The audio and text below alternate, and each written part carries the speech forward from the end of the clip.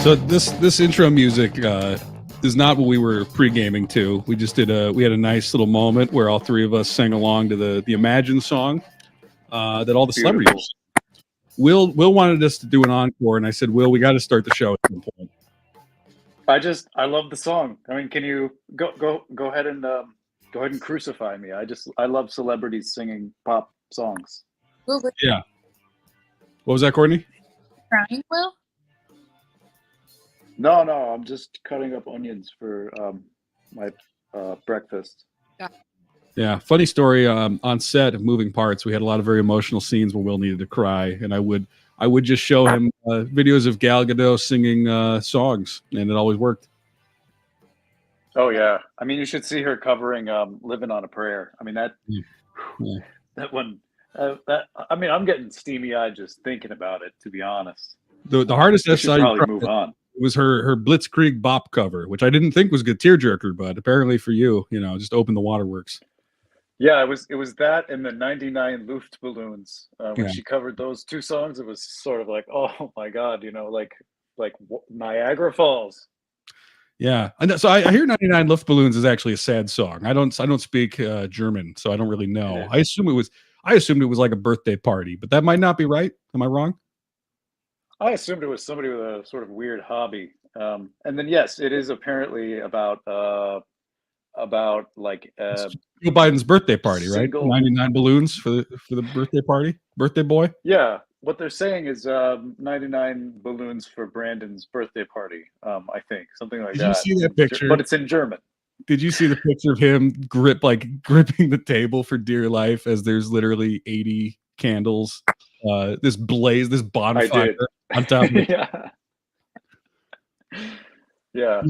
If I was polling badly and I was trying to shake off the image that I'm old, frail, incompetent, I might not draw that much attention to how old I am with this, like him being scared of cake.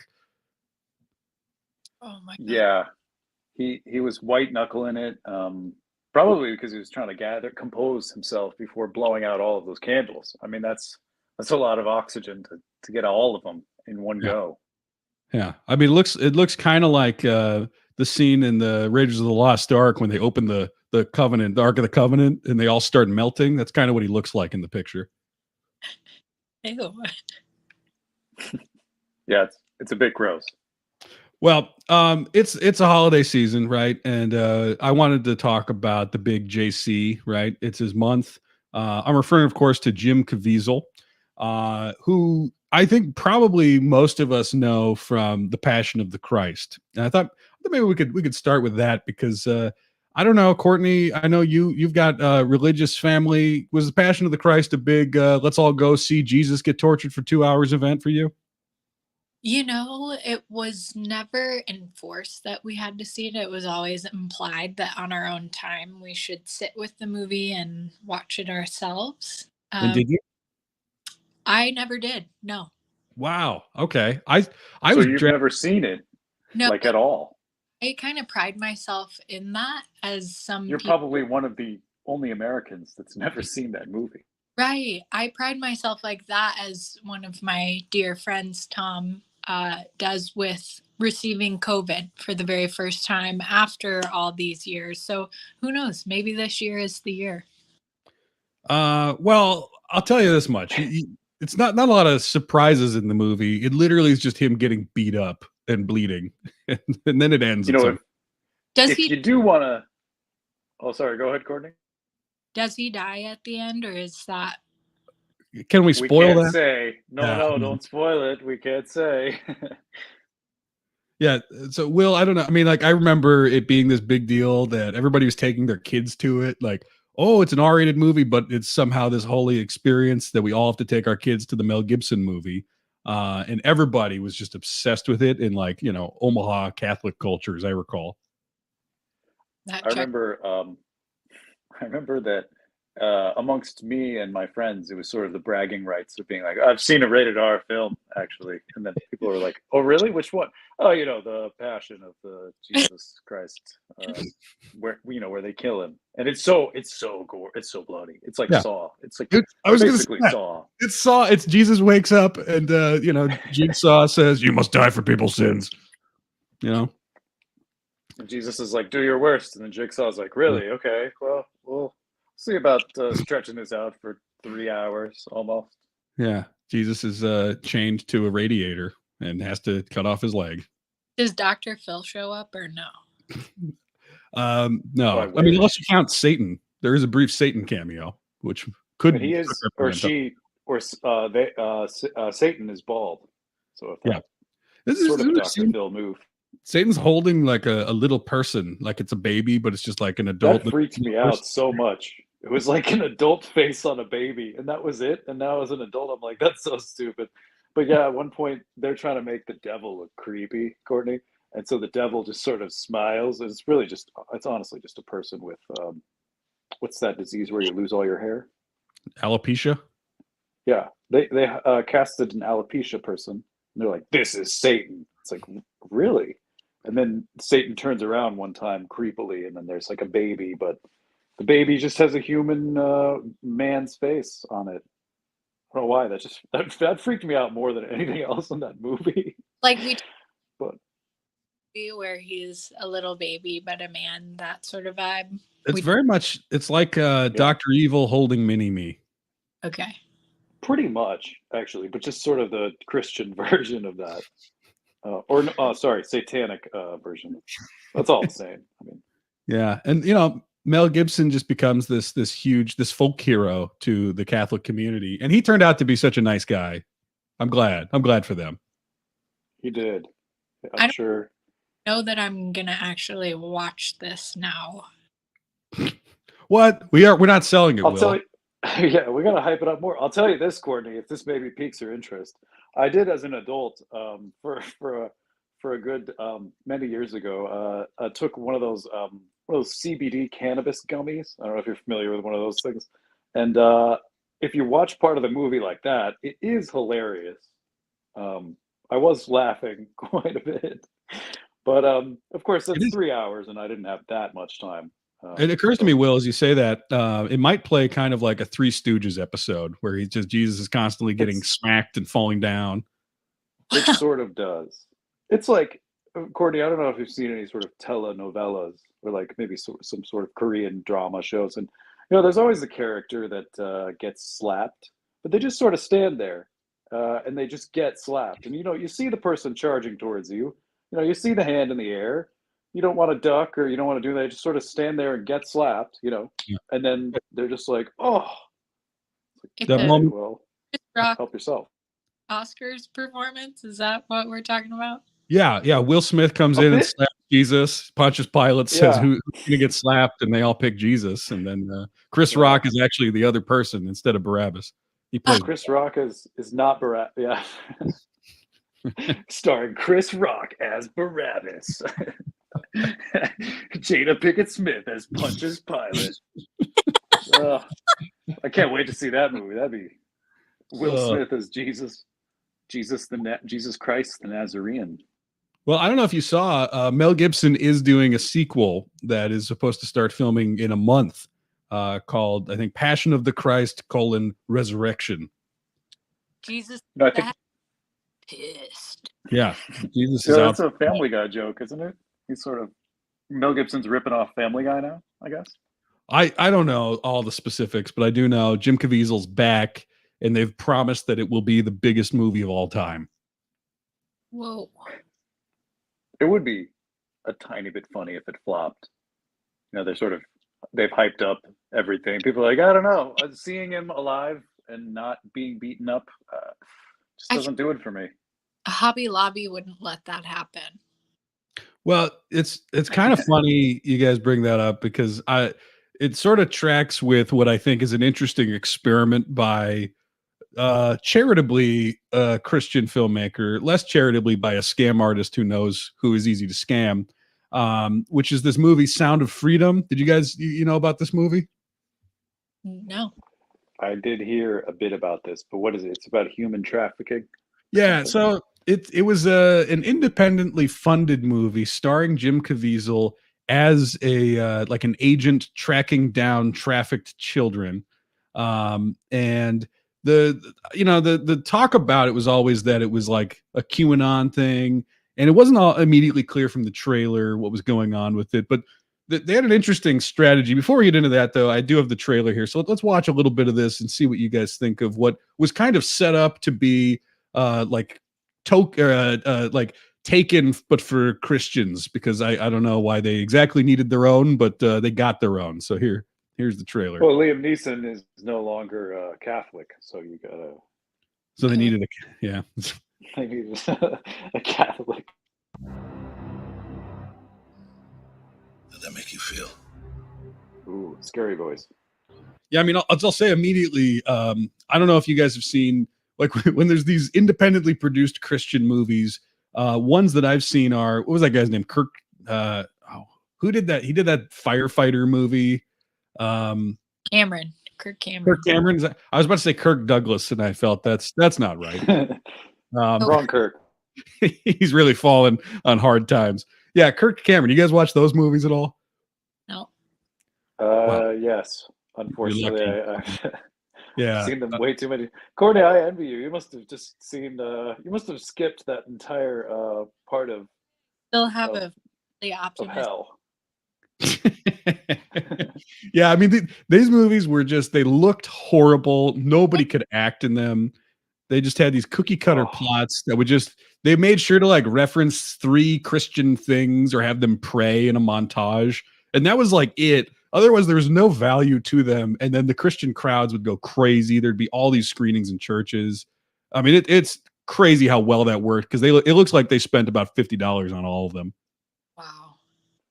Yeah, and the acting is so. I remember the first time I ever, these millennial. Sorry, not even millennial. That's the old generation now. You know these Gen Z terms, cringe and ick. I got the cringe ick from watching some of these actors, and I was just sort of like, oh my god! It's like probably a 13-year-old child, just like, oh my god, this is terrible. Yeah. Yeah. So I'll say that even from the first 10 seconds of the Sound of Freedom trailer, some real production value. It looks like a real movie. Yeah. It looks like a Tom Cruise Mission Impossible trailer so far, kind of. Giving a child his freedom. Felt good. You have been at this for 12 years. My country 'tis of the. Okay. Oh so boy. Take a turn there with because it sounds kind of like the Sicario soundtrack at the beginning, right? Like Evil Cartel, Foreboding. Mm-hmm. And then the second we see Jim Caviezel, My Country 'Tis of Thee starts to play. But in a dystopian way, Tom. Yeah, but not. I don't think this is like an ironic use of the song, right? Like it's supposed to signal like this is for the patriots out there. This is for the people who have 15 guns in their basement or Right. more.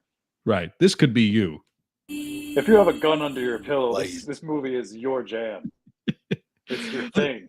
I wish that the trailer is still like they're always kind of cut the same way, where we see a bunch of things, we get a weird slowed down pop song. We never just have that guy who's like, "This is Jim and he saves traffic children." I miss that. The 90s trailers. Yeah, Jim's having a bad day trying to save trafficked kids.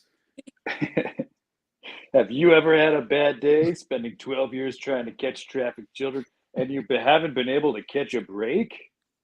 A bad day for 12 years. Yeah. You're doing it.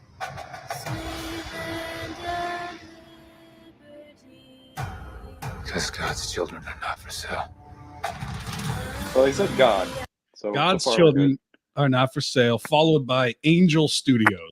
And look, I got nothing against people actually expressing how they, what they believe, what they think is, the meaning how of life. they identify. Yeah, that doesn't bother me. I will say I think I have a pretty good nose for the way that media manipulates people, and like I've seen it happen a lot. And I gotta say, sweet land, my country, 'tis of thee, God's children are for sale, and then literally calling your company Angel Studios, you're laying it on pretty thick. I think yeah. What do you think, Courtney? I mean, I think it's a pretty basic human standard that no child is for sale or no human is. So it feels laid on very thick. But I'm very curious to see what the rest of this trailer has to show. It is the fastest growing international crime network that the world has ever seen. For homeland security, we can't go off rescuing Honduran kids in Colombia. This job tears you to pieces. Hondurans in Colombia. Yeah, I don't know what to make of that. So the biggest crime syndicate in the world traffics Honduran children to Colombia.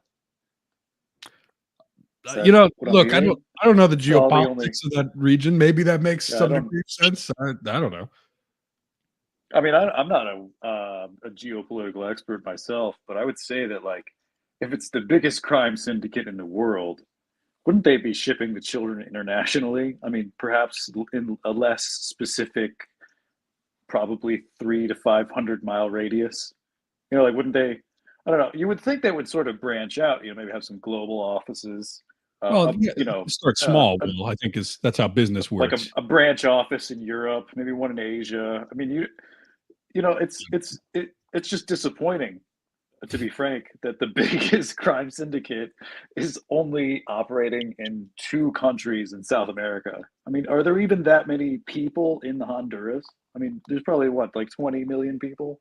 I know nothing about any of that. I'm sorry. I'll shut up. But let's just. This is disappointing already. And this is my one chance to put those pieces back together. Land of the Pilgrim's And yet somehow you have failed to bring me one real-world lead. Okay, sorry. Can we pause really quick? Okay, so there is only 9 million people in Honduras. And if you sort of do a little math, there's probably only 2 million kids? They can't all be in Colombia, because otherwise how are we going to have the next generation of Hondurans, Sorry, the math just doesn't add up here for this movie.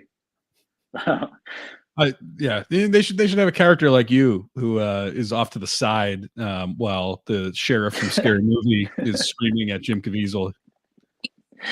Yeah, we got to have somebody working on the demographics of Honduras, sort of like figuring out, the logistical viability. That's the thing, is that most action movies have a shred of, okay, I guess this could work, sort of the Mission Impossible movies.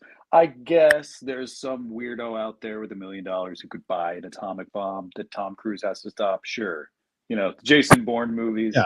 I guess there's some rogue CIA, FBI division branch that's still effing up the world somehow and something.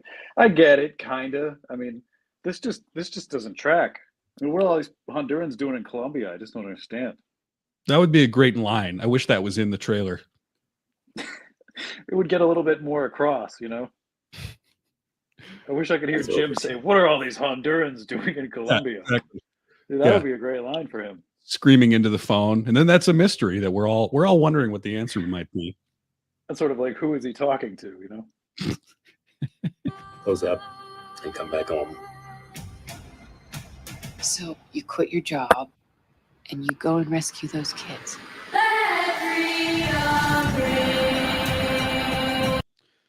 The further we get into this, the more I'm wondering, let freedom ring, my country, 'tis of thee. It doesn't seem like an especially American story. It does feel like kind of like they don't really have a reason for that to be the intense song again, other than just to say, yeah, Patriots, this is your movie. I agree. Oh, what was that, Courtney? Keep going.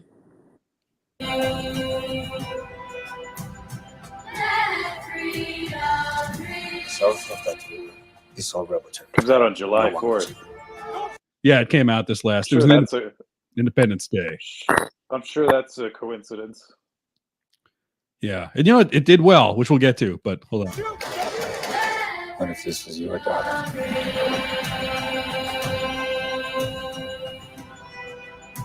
So anyway, I think we get the idea, right? He's reuniting kids. It's blah blah blah.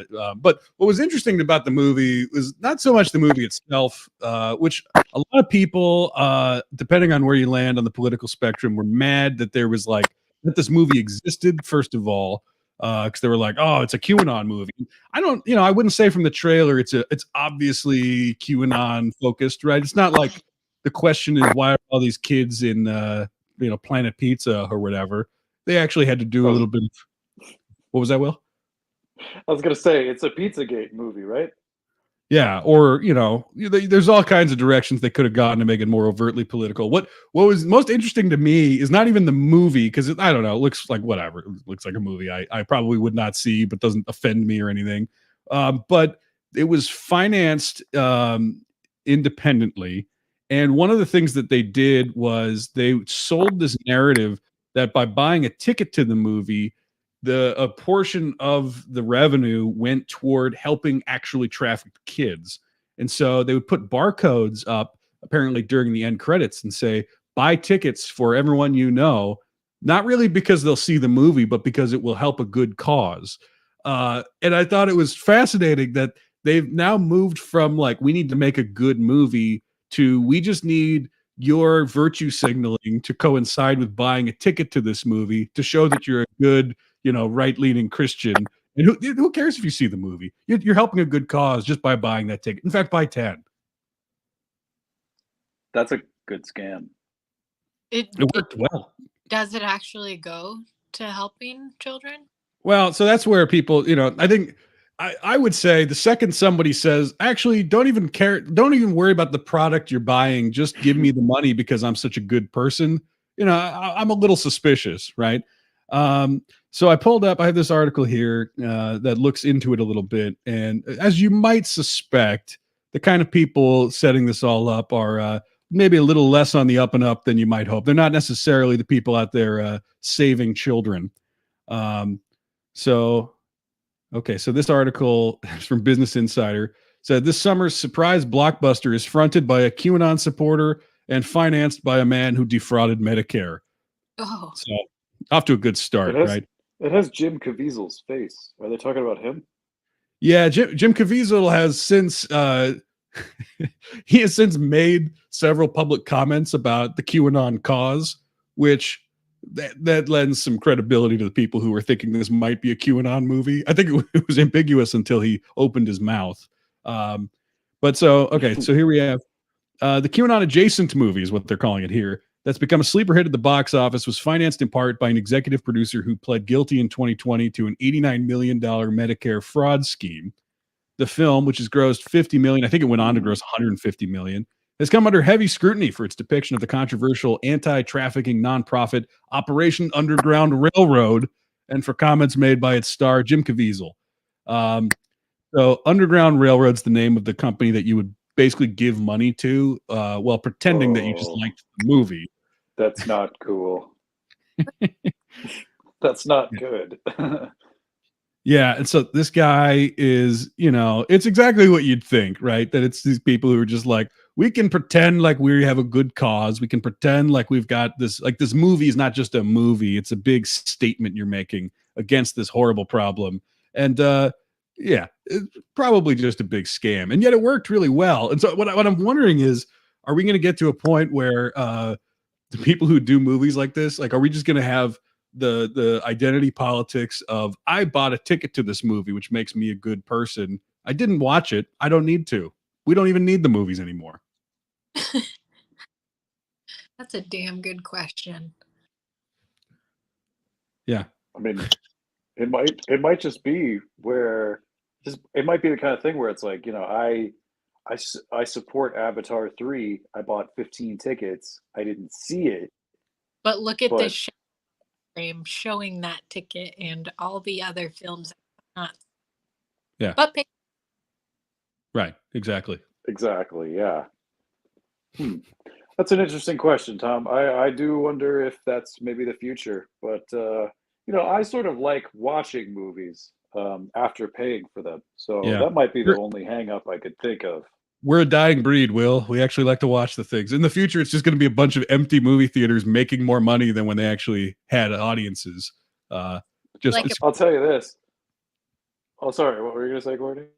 Like a promising opportunity for us, fellas. Yeah, maybe we should come up with our Sound of Freedom adjacent movie, and we just need a crazy person to star in it. Yeah. Well, don't get Johnny Depp, because I'll tell you this much. I watched that freaking, I don't know which, sort of the movie where he was on a train and he had a little funny mustache and he did a French accent or something. Oh my God, Will, And that's the only every movie. that's every Johnny Depp movie. Oh man, that doesn't narrow it down? That one where he has a goofy voice and a mustache and he has some, eyeliner. He seemed drunk through the whole movie. I forgot the name of it. He wears a weird hat. Was it a murder? That's the only. It was a murder mystery, yeah. Maybe that narrows it down a tiny bit more. Probably not that much. But yeah, it's. Dude, relentlessly. Oh, I don't know. I walked out after like 15 minutes and I demanded my money back. And the poor 15-year-old person working at the cash register was like, sure. You didn't really see that much of it. And I was like, and neither should you, for that matter. So if we're going to do a goofy movie, we got to at least, a serious movie. Yeah, no, it's not goofy. It's a good cause. It's a real world. Yes, it's a good cause. It's a real world issue. What would be our issue? Clean water? That's not going to get poisoning water. The kind of people seeing Sound of Freedom, I think, they would be more likely to see a movie about Jim Caviezel fighting the government so that he can poison the water. Oh. What if we have him fighting the Honduran government to make sure they don't take people's guns away in a dystopian thriller set in 2050? That could work, right? Sure. Blade Runner meets. Why don't we? Yeah, that could. We can do that. We can do how he thinks that he should have the right to store nuclear waste on the park that's nearby his house, because this is America. Public park. Yeah, right. It could be a big ensemble. What if it's like a Magnolia? We have 9 stories happening at once, and they're all Kid Rock, Ted Cruz, Chris Rock. Chris. Wait, is he conservative? Maybe no. Dave Chappelle is who you're thinking of, right? We could just have conservative stuff now. Chris Rock can be we can have him in it, since he was in our version of Passion of the Christ. He's kind of the olive branch to the left to say, like, and he was in one of the latest installments of Saw. So that's right. Yeah, he's in Saw. He'll do our movie. All right, we'll get him. We'll talk to Chris. Yeah. Okay. People. So we got the gun thing in Honduras. We got Mr. I should be able to pollute, because that's what the founding fathers wanted. You can cast Chris Rock as the guy who wants to pollute, because I feel like that's not really believable. You know what I mean? Like, I don't want to put Chris in an awkward position. Chris Rock is probably the evil politician who's saying, "No, we have a right to, or we have an obligation to keep Americans safe." And then Jim Caviezel slaps him. I think he says, "This is Honduras. We can do whatever we want." We need to apparently another storyline with LuLaRoe people who are coinciding with, shockingly, the Honduran government. What's the LuLaRoe thing? Is that an MLM for Christian people? Leggings. Oh, leggings. Other day, yes. It's if you get that confused with Lululemon, right? LuLaRoe. It's like all the L's. Yeah, it's quite the scam. How much are the leggings? Asking for a friend. I don't know off the top of my head. Prices have changed since I left. Okay. Well, good for you. That's, freedom, individual freedom is, it's something that Jim Caviezel probably stands for, but it's something that I appreciate too. So, yeah.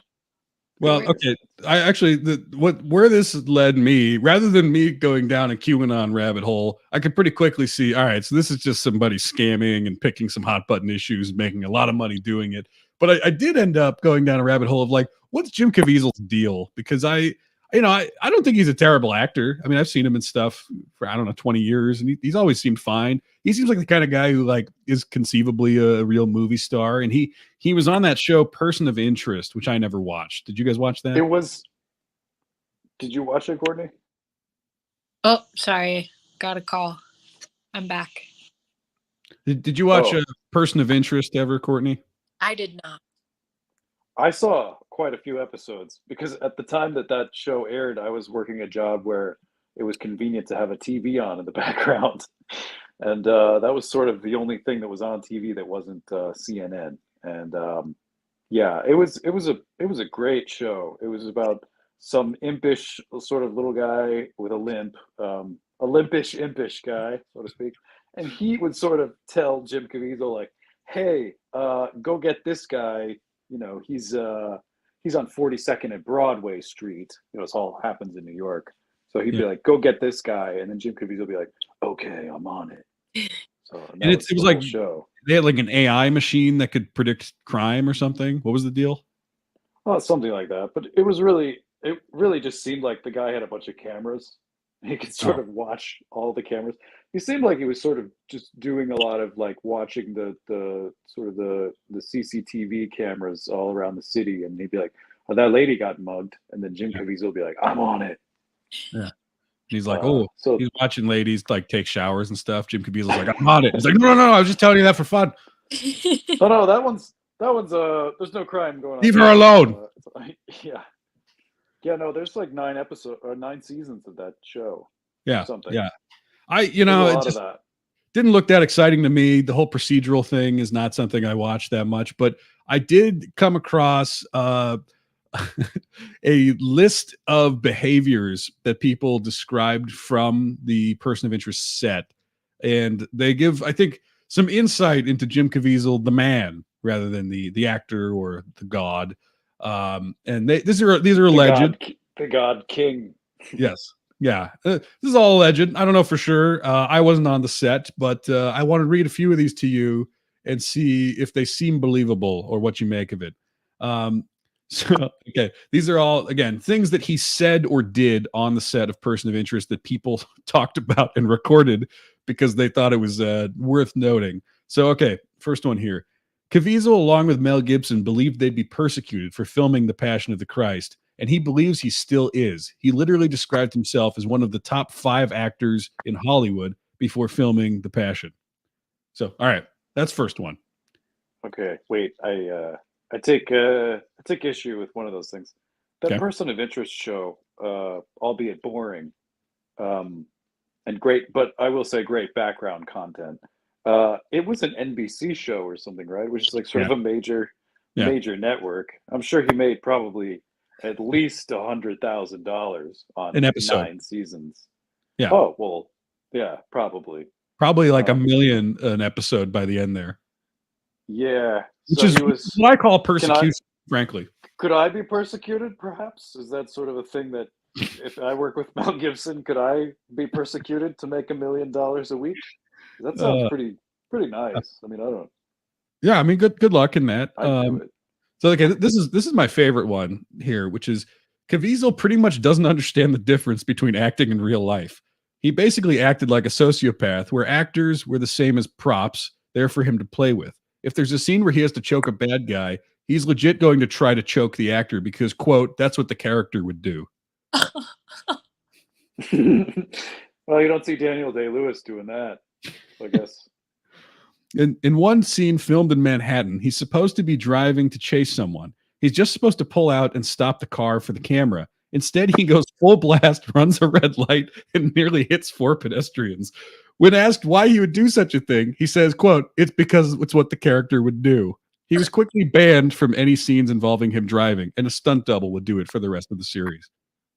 Oh, wow. That's for the best. I love that. I love that in particular because the camera is only in certain places, right? No matter how they maybe have multiple cameras, but like the camera only sees certain things. So if you drive out of where the cameras are, what are you even doing it for? Like, what, you're chasing nobody also. Well, you're chasing those 4 pedestrians. Who, by the way, imagine you're walking down the street in New York.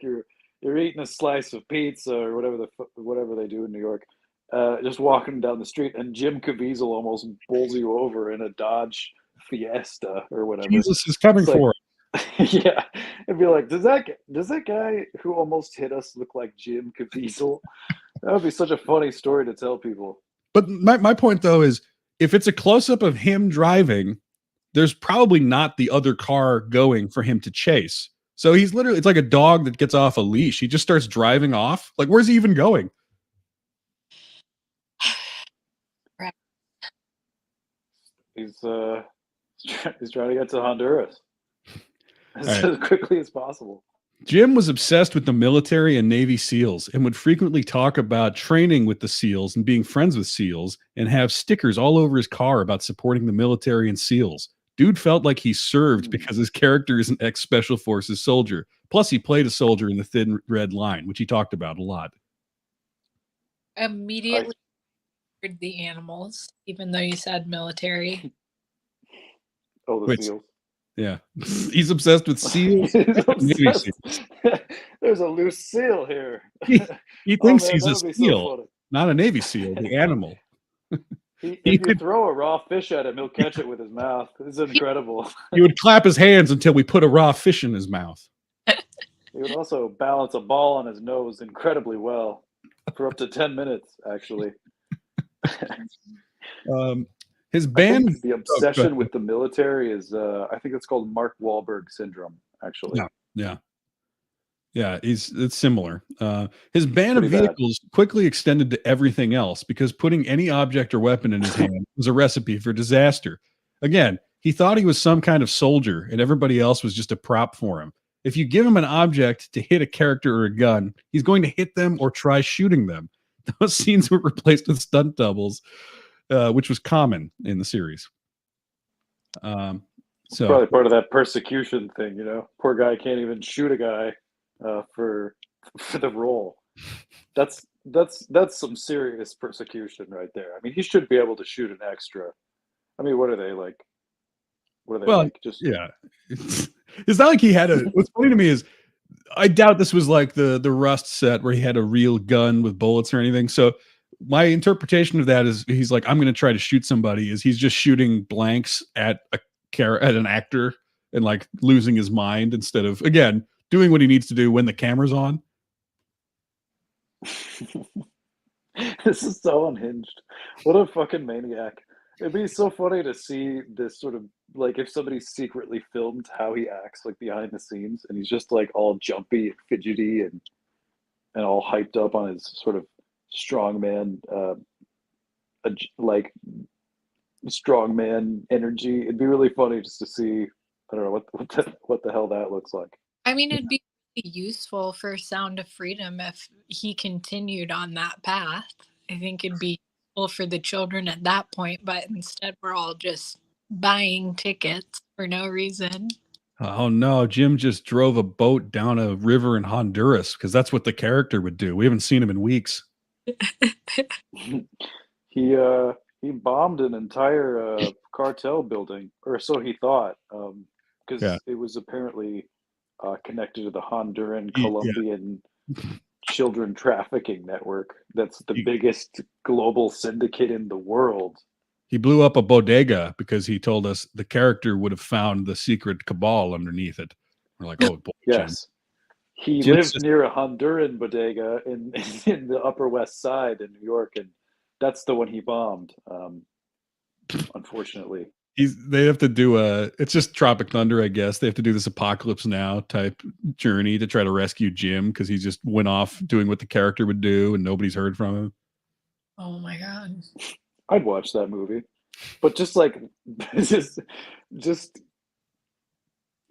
give Jim a sort of like a prop gun and maybe like I don't know, sort of like a safety, maybe like a four-wheel. No, actually, a four-wheeler could still kill somebody. Maybe give him a golf cart and a cap gun, and then just let him go hog wild. That would probably still be pretty funny. Here's another one. He did not understand his character at all. He would frequently suggest that his character violently murder or torture people. This is, despite the fact that this was the last thing the character would ever do. He was constantly suggesting things like this, despite being shut down hundreds of times. He had no filter between thought and utterance, and would say every single time, "You're gonna love this." Oh my god. Oh, like he loved it. Man, You're gonna love this. What if I torture this person? He's like, you're gonna love this. They're like, Jim, I told you no killing or torture scenes. Yeah. He's like, you didn't love it. The second he says, "You're gonna love this," everybody just groans. Yeah. You're gonna love. Hey, Mr. Spielberg, you're gonna love this. And he's like, oh, geez, what's? Let me guess, something to do with torturing another another bad guy. It sounds like honestly he's just stuck in his head where he thinks he's like a permanent good guy taken sort of special ops dude, and that these extras are actually really bad people and not just some guy that lives in a house and drives there every morning, gets a coffee at Starbucks. Yeah. Mel Gibson, you're gonna love this. What if I just torture Satan? It's what Jesus would have done. Mel's like, all right, let's make it happen. That's sort of, maybe that's Sylvester Stallone. All right, let's make it happen. Sylvester Stallone, yeah. All right, this is a really good one. It's got a nice arc to it. Jim didn't want to film a scene where his character rescues a gay couple because it was against his religion. Eventually, he agreed after someone told him about 9/11 firefighters rescuing everyone, not caring whether they believe what they believed or who they were with. Jim then agreed and went the whole day repeating that as if he believed that what he was doing was as noble as 9/11 firefighters. Oh. Oh my gosh. You know, this guy could use a voice of reason in his life, maybe. Maybe some less of the yes people in his life. Although he'd probably be a good friend for Elon Musk to hang out with. They'd probably be sniffing each other's farts in a hot boxed room the entire day. Yeah, this goes on. And there's a lot. There's so much, and the moral of the story basically ends up being that the people who hired him, the showrunner and the directors and producers, immediately regretted it. But the show was so successful that they were stuck working with him for 7 years or whatever. What a joke. Wow. Well, I'm sure he'll be in. I'm sure he'll be persecuted into another $1 trillion movie sometime soon. Poor bastard. Yeah, I love him going around thinking he's a first responder because he agreed to film a scene that had some gay people in it. Oh. He's like, I'm just like 9/11. Like, Jim, Yeah. we didn't tell you were in 9. I did 9/11. You did 9/11? No, I saved everyone from 9/11. He's just sort of confused about what his role was, but he also thinks he was I'm a somehow firefighter. responsible. He grabs a hose and starts spraying everybody on set because that's what a firefighter would do. He's like, what are we having for lunch? And they're like, well, we ordered some Afghan takeout. He just flips the table over. He's like, no Afghan food. That's what the people who did 9/11 would have eaten. They're like, oh my god. Who There goes else all is the delicious food. Who else has he played? Like, what are the other roles that he would be maybe struggling to, reconcile reality with the character? I'm trying to think. Like, what's his filmography page look like? Yeah, he was in the Count of Monte Cristo. He was in that Malick movie. He was actually very good in that. I actually liked that movie for a while until I watched it too many times. Yeah, it looks like not a ton. So I wonder what other stories there are out there, because if there's this many on the specific person of interest set, there's got to be 100 other stories out there. I bet Mel Gibson has some good stories about Jim. I'm sure they'll have a great relationship in Jesus Awakens Part 2. Yeah. That'd be fun. It might be a train wreck behind the scenes, though. That'd be kind of funny if, like, they get $500 million of some Koch brother, religious fanatic Joel Osteen Hobby Lobby money, and then they accidentally blow it all, and they're not able to produce a film because Jim is just too, like, Jim thinks he's Jesus, and he asks people to start worshiping him.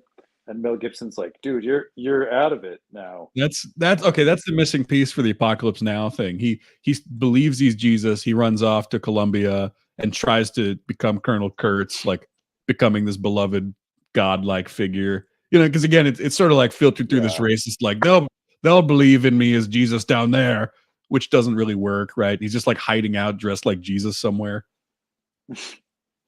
But somehow some people are worshiping him, and he's like, "See, it worked." It's like, Well, no, Jim, yeah. they just you, The miscalculation is they're worshiping him in Texas, not in Colombia.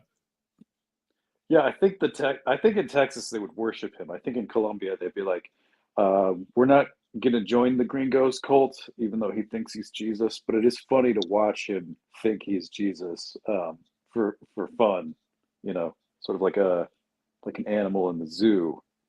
Sort of observing what Jim Caviezel would do as a cult leader.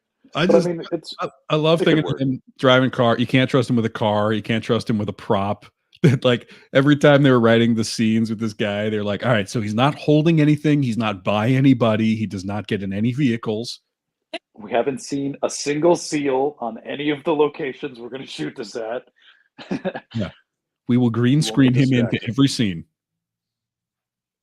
We'll green screen him in, and then also too when he's sort of in the green screen studio, we'll make sure that the microphone he uses is not attached to his clothing, because that's also another thing that happened. We don't even want to go down that road. Yeah. If AI was around, I guarantee you they'd be doing like, you know how they just have like AI Mark Hamill on the Mandalorian show? It'd just be the star of their show would be this like kind of awkward, stilted AI Jim Caviezel. I'd watch it just to see awkward Jim Caviezel. It's what the character would do. You're gonna love this. Oh, I man. imagine like that probably happened like 3 or 4 times a day. Hey, you're gonna love this. Well, that's one of those details that makes me believe at least part of the account that we just read through, because it's so specific that that phrase would annoy this person that he'd say it every time. It sounds real to me. Yeah, it does. Also, it's funny because it's like, you're gonna love this. What if I grab tongs and rip this guy's fingernails off, and then then I take a chainsaw, and they're like, no torture. He's like, no torture. Well, you're No, gonna love. none, Jim. I'm sorry. No, yeah. Oh, you're gonna love this. Maybe instead of torture, I kill somebody. Right? That's faster. That's less gruesome. No, Jim. That's kind of worse. Because Jim, you're saving this murder. person. Jim, why would you torture her? You just saved her life. No, you're gonna love this though. I rip her face off. You're Yeah, gonna Jim, love this. What if I save her from the torturers and then I torture them? Like, Jim, we What just if- told you no torture. what if she's being? Oh, you're gonna love this. What if my character has a twin brother who's doing the torturing? And then I get to, but then I don't have a twin brother in real life, so it's just me who gets to torture him Yeah. in the scene, of course, as an actor playing a role. Like, no, Jim. The answer is a solid no. I mean, I well, wonder. you're gonna love this. Yeah, the CBS at a certain point just like create a fake set where he can just like stab dummies all day, and then when they need him to go stay in line, they wrangle him over to the real set. Yeah, I think they Probably. a fake yes man and a fake camera crew so that he can in fact live out all of the lovable ideas. Yeah. And the set. They give him like a VR mask or a VR headset. And they're like, yeah, drive as far as the character would drive, Jim. They're like, we need to tire Jim out before we get him on set. He's like a little toddler. They're like, we got to tire him out so that he's not grumpy. He's not cranky during lunch. Yeah, punching bags. He needs basically a shooting range. Just get it all out. You know those kickboxing sort of like torsos with the head and sort of the guy who's got the clean cut haircut. Yeah, get him like 6 of those. Get him a couple chew toys, and then of course get him one of those balls that seals balance on their nose. And then we'll just let him tire himself out. They wheel him out like Hannibal Lecter with the mask on. Like, all right, Jim, are you like they have to test how sedated he is? Like, all right, can we let him loose around the other actors today? All right, Jim, we're taking off the straitjacket now. All right. just relax. Everybody Starts stay getting 10 feet away. agitated. Everybody take a big step back. He starts getting more agitated and shaking around. They're like, "Oh no, okay, put him back. Okay. Red alert. No, okay, we're gonna shoot his scenes tomorrow. Okay, we're gonna do some more B roll. We're gonna bring in the body double. We're gonna shoot every scene from behind him today, and we'll just have we have this guy who does a great Jim Caviezel impression. He's gonna say the lines today. He actually just sort of looks like Jim Caviezel, and he kind of sounds like Jim Caviezel, and he's sort of not insane. So I think we're just going to use that guy, and then we're just going to say that Jim Caviezel did the movie. Somehow he's persecuted, but his name has recognition. The director comes to set the next day with this huge bandage on his hand. Like, oh my God, what happened? Did a dog bite you? And he's like, yeah, kind of. Jim, Jim didn't like, I didn't love Jim's idea, and this is how he repaid me. Some guy shows up on a pair of crutches. What happened to you? Oh, Jim. Jim thought I was a bad guy. I just cut it in front of him at the bagel line at the store, and he said I was out to traffic someone. We weren't even on set. We were just in line trying to get bagels, and he took a bite out of my thigh because he said it's what his character would do. I don't even know what character he's talking about. Turns out between the voice acting for the next Air Bud cartoon.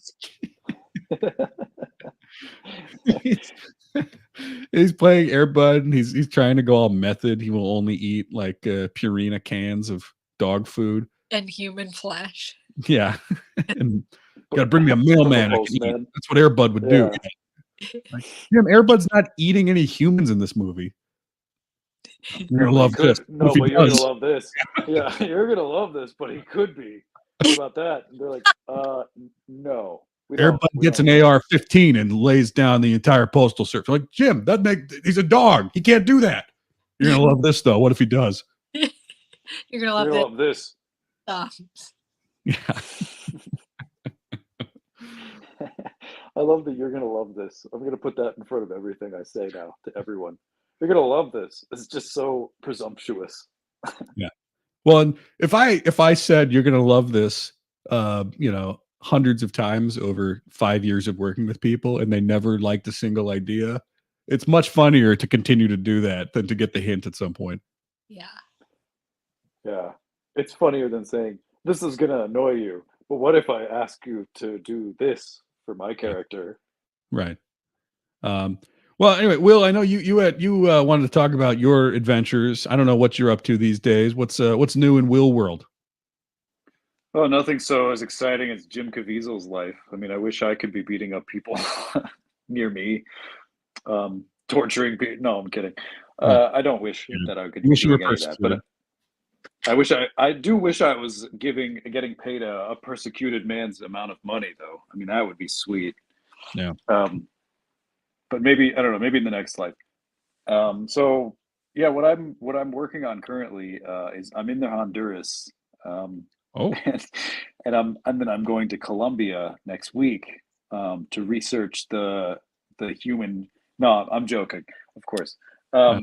Yeah, but I've been working on this idea for a new book, and it's basically about self-care in different parts of the world. I like doing a little self-care, a little me time, Mm-hmm. And now that I'm outside of America, I can finally afford going to a spa, perhaps once a month, twice every 3 months, maybe.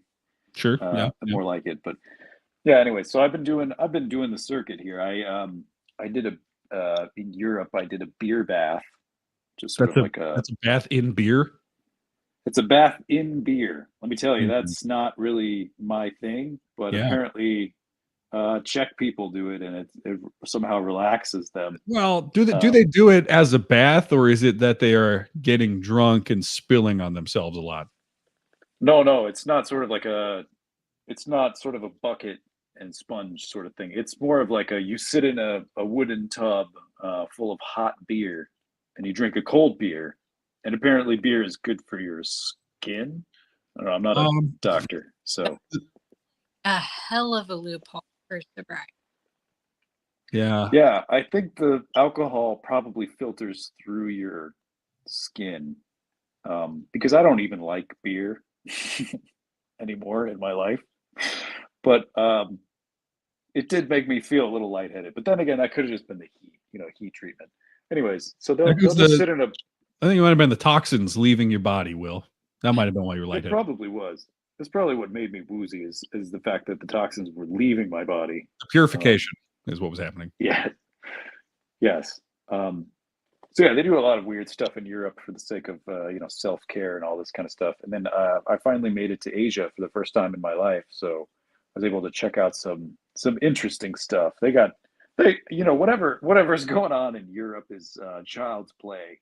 Beer bath, wine bath, sort of like. I mean, how many things can you dump in a bath, really? Coffee bath, Yeah, milk bath. I thought where you might be going with that is you had a sake bath, or you had some other variation of basically every kind of alcohol in a tub that you could also get into. Yeah, I had a moonshine bath in Kentucky. That was fantastic. No, I'm kidding. That does not sound. That sounds very sanitary, but very uncomfortable. Don't have any cuts in your body when you get in. Yeah. I would recommend. But yeah, they actually have some more stuff in Europe or in Asia that's a little more broadened than what Europe has. So in Turkey, they have the hammam steam bath, and basically you just sit in a steamy room, and you can pay anywhere from $30 to $250 to sit in a steamy room, which is kind of interesting because after I think I did like a $20 experience. I was like, you know what? It's just sort of like when I take a shower, and it's very steamy in there, and that's basically the same thing but for free. So I don't recommend the Turkish steam bath thing. That's not really great. But yeah, anyways, so then sort of moving on to further Asia, they have in Thailand, they have the massage arts. They're big into sort of grinding the muscles down to sort of a pulpy fiber. And so let's say you got tight calves, so you got sort of tight muscles around your knees. Let's say you got tight knees. I suffer from tight knees myself. They'll just grind their elbow into the muscles around that. Just poking around, prodding around, and it feels terrible. But then, an hour later, you're like, wow, I'm so relaxed now. So that's amazing. My knees are actually a little too loose now. Yeah, I have wobbly knees. You got tight knees, and then you sort of get wobbly. You had to go to knee tightener next. Yeah, I had to go to somebody who specializes in muscle tightening. Yeah, and then it was a little too tight, and you had to go back to the first place and just back and forth until you got it calibrated just right. Well, the nice part about that was as soon as I started, I checked in for work. My muscles immediately tensed up, and so I was kind of a sort of a self adjustment right there, pretty much instantly. So that was nice. And then I was able to visit Taiwan, and so they have Chinese treatments there, and China is sort of the place where you get all of the treatments. You sort of think like, I'm a clean person. I take a shower. I shampoo, condition. I got a little beard thing going on. I shampoo, condition that. I even have this little towel thing where you sort of scrub the dead skin off your skin. And so that, that sort of made me feel like, wow, I'm sort of a level above what I think other people are. These dirty Americans. You can say it, Will. Yeah. Well, I mean, I am at heart one of those people. But you're trying very hard not to be.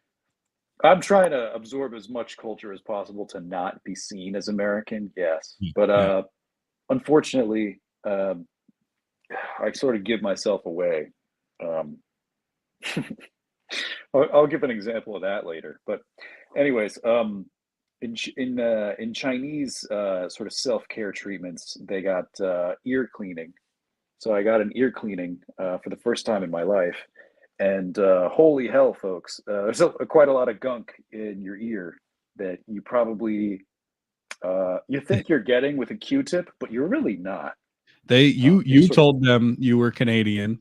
They start pulling the gunk out of your ears, and they're like, "Oh, That's American ear gunk if I've ever seen it. He's lying to us. Yeah, I sort of gave myself away there. Actually, funny side tangent. There was this little Turkish man who was working in this bodega, and he asked where I was from, and I was staying in this place for like 2 weeks, and I shouldn't have told him that I was Canadian, because the next day I went back and he's like, "Oh, the Canadian. Where in Canada are you from? My cousin lives in Canada," and I was like, "Oh shit." So I had to make up a whole fictitious story about where I lived in Ottawa, Yeah. and sort of he's like, "Which neighborhood?" And I was like, "Well, fortunately, I looked this up." So I was like, "Oh, I live in Edmonton Heights." He's like, "Oh, great, great." I was like, "Yeah, it's amazing, you know." Did you start Yeah, throwing in a bunch of Canadian buzzwords? You were like, there was I one did. Boxing Day. I was 100 meters from the Prime Minister. Drinking, It gets worse. Oh, What was sorry. it? What did you say, Courtney? drinking syrup all day. Right. Yeah. You lit it on a little too thick. Yeah, You know, you're like, my toque nearly flew off. Um, yeah. hey. Sorry for the Yeah. crass language, but yeah, my took nearly flew off. Funny enough, he has me on the phone with his cousin 2 weeks later. He's like, "You should talk about Canada," and I was like, "Oh my god!" So I have to talk to this guy about Canada, and then that was when I was like, "Thank Christ, I'm leaving tomorrow because I can't pretend to be Canadian anymore. It's not. Well, It's just not a great idea." I don't know if you know anybody who lives or lived in Canada. It doesn't sound like drastically different, right? You just the only problem would No, be but it if was such hyper specific questions. It was like, "So what is there to do in Ottawa for fun?" I was like, "Oh, you know, maple syrup chugging contests, hot dog. You ever heard of Tim Hortons? We love donuts." I was sort of like, "That's yeah, hockey. We all play hockey, um, yeah. air hockey if we can't get outside in the So summer." so anyway, you got your ears cleaned, and Anyways, they yeah. tell what's the methodology of a Chinese ear cleaning? Oh man, so it's so they explained to me in as best English as they could, and I don't speak Chinese, so they were already going above and beyond to tell me this in somewhat, passable English. They're like, "Well, so we got a couple different feather treatments." And so I was like, "All right, yeah, let me get the whole, the whole ear cleaning package kit thing." They're like, "Okay, great. So we're going to use the first thing is we just take a picture of your ears, what they look like before." It's like, "Okay, sure, yeah." They take the You get picture. before and after picture? You get before and after pictures, and it was night and day, Tom. It was night and day. So they're like, "We'll shove this tube up your ear, take a picture of your ears, and then after that, we're going to go in with the tiny sort of like wire thin, little um, pointy chopstick looking thing, for lack of a better word." Yeah, I'm So kind of they picturing like they just have like a power drill with some kind of weird attachment on top of it, and they just shove it in there. Honestly, I'm glad you said that because it was sort of like a dental tool, to be honest. And then after that, they were like, "Then we do the feather treatment," and I was like, "Oh, really?" And they're like, "Yeah." So we have chicken feathers, ostrich feathers, and then we have like goose feathers. The last ones are goose Yeah. because they're the softest, Are I there guess. snobs who are like, I only get my ears ostrich feather cleaned? Maybe. I mean, maybe there are like no goose feathers only, This goose idiot down gets for my this ears. this idiot uses chicken feathers. Can you believe that? Yeah. What a poor person. He only uses chicken feathers to clean his ears. Damn commoner.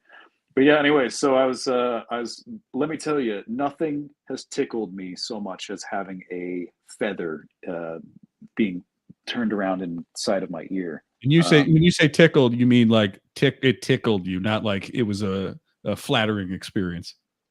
No, it wasn't sort of like, "Oh, it tickled," it was interesting. I mean, it was literally like I was sort of laughing hysterically, and then the Chinese lady was laughing with me. I think sort of out of like social solidarity, sort of lessen the awkwardness. So she's just laughing hysterically. I'm laughing hysterically, and she just keeps turning this chicken feather around in my ear, and yeah, she got out a bunch of gunk, which was great, but. Um, yeah, I mean, I reckon the after picture was incredible. I mean, I never knew my ears could be so clean. Yeah. Um, I gotta say, I don't want to see I pictures. could hear better. Hey, I would love to. It was a very sensory experience. It was very like I'm literally listening to a feather being turned around in my ear right now. Do they do And, both ears at once? No, 1 ear at a time. Thank Oh. goodness. You're missing out. Yeah. You got to go double ear. Well, you know how much extra that would be. I mean, I have to pay for two Did you only get one ear kindly cleaned? Chinese people. No, one at a time. Oh, okay. You know how Yeah. much it is to have a four-hand ear cleaning treatment? It's probably like twice the amount of money. It's I think probably what you should have done was goose feathers. They have one in each ear, one in each nostril at the same time. I was thinking that they would do the nose cleaning somewhere, but that's not really. They're sort of like you're on your own for that one. So I mean, I get it. You know, I don't want to make. But yeah, anyways, the ear cleaning thing was weird, and then I went to a scalp health analysis. You know, as you guys probably know, I'm pretty much gonna be bald someday, hopefully in a while. But I mean, I'm losing my hair daily for 10 years now. And the misery and the pain never stops from that. So I went and I got a scalp health analysis, and they do the same thing. They take a before and after picture of your scalp and sort of make sure that your follicles are healthy. My follicles are thin, needless to say, and incredibly gunked up. So if you guys are losing any hair, yeah, that was the medical a little term. gunky. Yeah. Yeah. We think that Donna's. Oh, yeah? Sorry, what were you going to say? What does that mean? It means that it's sort of like, have you ever done like those nose strips things where you rip them off and you got a bunch of shit on the tape and you're like, wow, that was in my nose skin, I guess. You're like, wow, I don't know where that came from, but it was sort of like, yeah, it was so sort of like that. When you're looking at the strip, that's what your hair just normally looks like? Yeah, I mean, they didn't do a strip for my head because Big bald spot now. I can't even imagine how much that would hurt. But yeah, they basically were like, you know, it's sort of gunked up. You got a bunch of I don't even know, dead hair, skin cells in the pores. You got to get rid of. So I was prescribed the treatment of sitting back and relaxing and letting them do the work. I was like, okay, well, I mean, that is what I paid for. They were like, relax, we shall do the work for you. I was like, okay. What does the work mean? What do they do to your head? So they proceeded to scrub my head for an hour and then rinse out the soap and then scrub it again and then rinse it out for literally about an hour and 15 minutes. And then did it what? Did it feel nice or was it? It felt nice because they did use like some minty soaps. But then I was sort of like, you know, I have like used that Dr. Bronner's mint soap on my hair before once or twice, and it was kind of pretty similar, you know, if you got peppermint shampoo. So, and then, you know, the advice of having my pores gunked up, you know, I'm happy that they did the work for me, but I feel like, you know, I'm going to have to wash my hair again at some point, and I can't keep coming back here every single time. I need my scalp degunked every 3 days. Every other day. Degunked every other day? How much can accumulate? No, I mean, I don't know, but I mean, I wash my hair every other day. So it's like, you gotta, I mean, presumably that, I mean, I don't know. I was doing the same thing before and I still had gunked up pores. So maybe I was just using the wrong shampoo. I don't know. But yeah, anyways, so that's the Chinese treatments there. And then I was able to get to try a Japanese brown rice enzyme bath, which is sort of a new one because, you know, I've been sitting in all these other alcoholic baths in Europe, and they don't really they don't seem to do much. They said you smell so drunk, and you said no, I just took a beer bath. Yeah. They're like, you smell like you've been out on the town for about a week. I was like, no, I was actually just did a beer bath for 45 minutes. This is what a German spa smells like, ma'am. Yeah, it's very refreshing. It's what a German smells like every day. Yeah, it's also what every German smells like, but it's spa too. Yeah, exactly. It's sort of like the entire country when you get off the plane in Germany, it smells like this.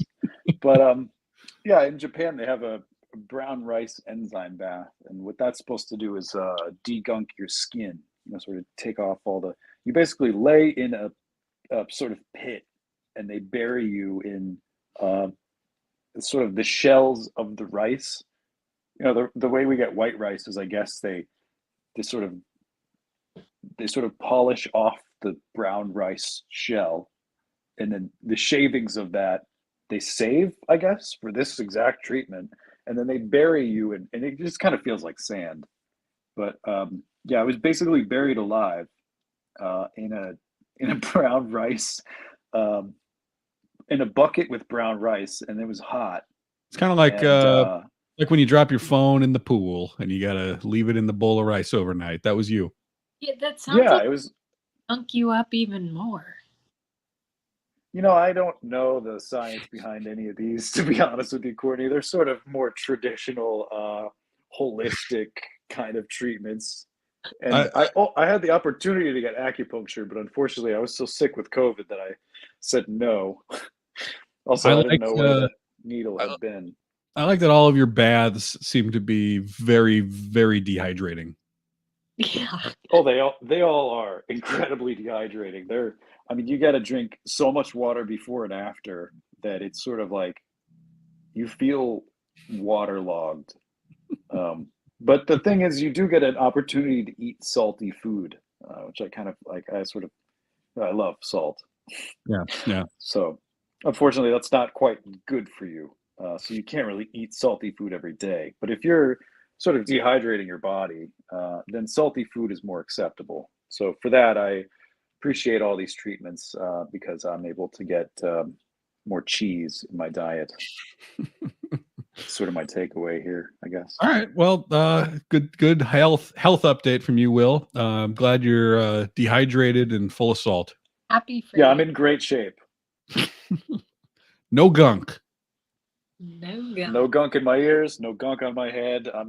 I can almost see my hair growing back. So I don't know about your skepticism here. I don't really appreciate it, Tom, but I do think that, sometime soon these little baby hairs will finally sort of crescendo Next into a full mane of hair. Next time you turn your webcam on, you will not only have more hair, you will almost kind of look like a wolf, the wolf man from 1930, where the hair is encroaching onto your, the side of your head. It's going down your forehead. Like your hairline is just a little bit above your eye. Your very, very thick eyebrows. I sort of look like Chewbacca. You're like, well, I guess it worked. Well, he's just a hairy little dog. In the old Wolfman movies, like he'd have basically like they didn't want to cover his eyes probably because it was uncomfortable. And so it would just like this part of his face would not really be covered, but everything else would just be thick hair. I think that's what I'm anticipating. Yeah, I can't wait for that personally. So I'm looking forward to that soon. You can't have bangs if your hairline's that low though. So you got to be careful. But who needs bangs when you have that much hair? You know what I mean? It's sort of like, which would you prefer, the chicken or the egg? It's sort of like they sort of get you at the same place ultimately. Right. So yeah. We'll give an update on this. The hairline update. Subscribe, everybody, so you don't miss Will's hairline update. It'll be exciting stuff. All right. Well, I think we had a successful show here, everybody. Thank you, anyone who watched this. Hopefully, you learned some things about Eastern medicine, about Jim Caviezel. Really wide range this week. Yeah. What was that, Courtney? I learned a lot. Thanks, gentlemen. Happy to help. So, Honduras. It's fascinating to learn about Honduras. As well too. I don't know much about it, so this is I'm gonna go drive my car really fast down the street because that's what my character would do. I'm gonna go shoot a gun off into the air and hopefully the rent will go down in this local area.